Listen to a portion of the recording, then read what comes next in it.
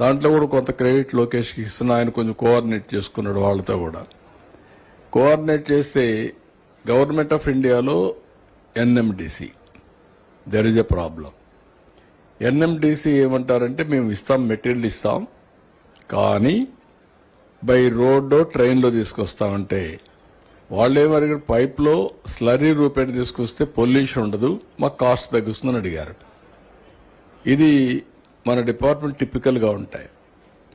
ఆ విషయాన్ని నేను కుమారస్వామికి చెప్పి చేయించడమే కాకుండా ఆయన చెప్పినా కూడా కాకపోతే ప్రధానమంత్రికి చెప్పి ప్రధానమంత్రి గట్టిగా చెప్పిన తర్వాత ఇమీడియట్గా ఇచ్చారు.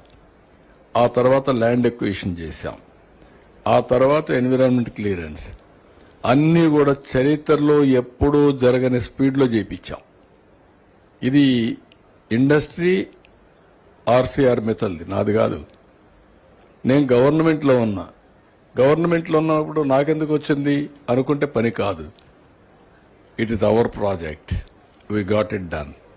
నవ్ దానిపైన ఫేజ్ 1, ఫేజ్ 2 1,35,000 కోట్ల రూపాయలు పెట్టుబడి వస్తుంది. ఒక స్టీల్ సిటీనే ఎస్టాబ్లిష్ అవుతుంది. Visakha district, combined Visakha district highest steel production ఇక్కడ వచ్చే పరిస్థితి వస్తుంది.